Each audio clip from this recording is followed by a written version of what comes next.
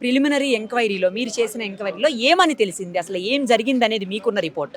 మనకందరు తెలుసు నిన్న సాయంత్రం నుంచి ఈ ప్రాంతంలో ఏంటంటే ఉరుములు గాలులతో కూడినటువంటి వాతావరణం అనేది ఈ చేవెళ్ళ డివిజన్లో అనిపించింది. వర్షం కూడా భారీగా పడింది. ఆ సందర్భంలో మనకున్న ఇన్ఫర్మేషన్ ఏంటంటే ఎన్సీసీ దాంట్లో ఏదైతే మ్యానుఫ్యాక్చరింగ్ చేస్తున్నారో అక్కడ 2 భారీ క్రెయిన్స్ అన్నది ఆ గాలులకు వచ్చి ఎవరైతే వర్కర్స్ వర్షం పడుతుందని చెప్పి షెడ్లో వచ్చి ఉన్నారో ఆ సందర్భంలో ఆ క్రెయిన్స్ భారీ గాలులకు మూమెంట్ అయ్యి వచ్చేసి దానిపైన పడ్డాయి. ఆ సందర్భంలో దాన్ని అబ్జర్వ్ చేసిన వాళ్ళు కొంతమంది ఎస్కేప్ అయ్యారు మైనర్ ఇంజురీస్తో. కొంతమంది ఏంటంటే కొంత లోన్గా ఉన్నారు కాబట్టి వాళ్ళకు ఎస్కేప్ అయ్యే టైం లేకపోయింది కాబట్టి ఒక 5 మందికి బలమైన గాయాలైనాయి. ఆ గాయాల వల్ల ఏంటంటే వాళ్ళు చనిపోవడం జరిగింది. ఒక 2 ఇంకా ఇంజురీస్ అయ్యాయి. కొంత serious injury, out of danger, కానీ వాళ్ళకి ఇంకా ట్రీట్మెంట్ ఇవ్వాలి. మిగతా వాళ్ళు కొంత ఈరోజు డిశ్చార్జ్ కావచ్చు, రేపు కావచ్చు. దాన్ని చూస్తే ఏంటంటే నిన్న ఇక్కడ ఈ ప్రాంతంలో మేము వస్తున్నప్పుడు కూడా సంఘటన జరిగినప్పుడు చూస్తే రోడ్డు పైన మొత్తం ఎక్కడ చూసినా ఇక్కడ చెట్లు ఇరిగిపోయి పడ్డాయి.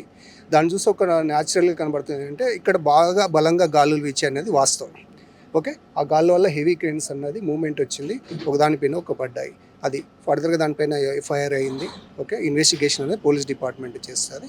దానిపైన అది చూస్తున్నారు.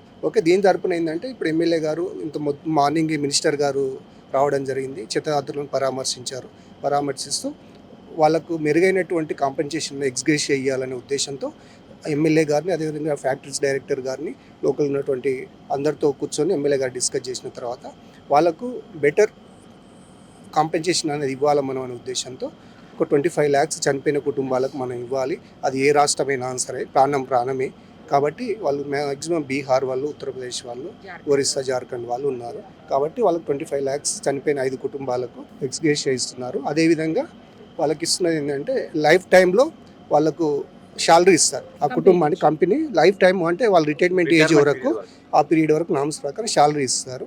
అదేవిధంగా వాళ్ళు శాలరీ వద్దు, కంపెనీని జాబ్ చేస్తాను కంపెనీలో అంటే ఎంప్లాయ్మెంట్ ఇస్తారు. ఈ రెండింటిలో ఏదైనా ఎంచుకోవచ్చు.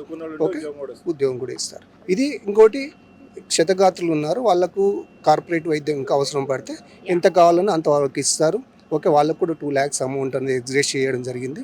వాళ్ళు రికవరీ అయ్యే వరకు కావాల్సిన శాలరీ మొత్తం కూడా కట్ చేయకుండా వాళ్ళు మళ్ళీ జాయిన్ అయ్యే వరకు ఉన్నది శాలరీ కూడా పే చేస్తారు.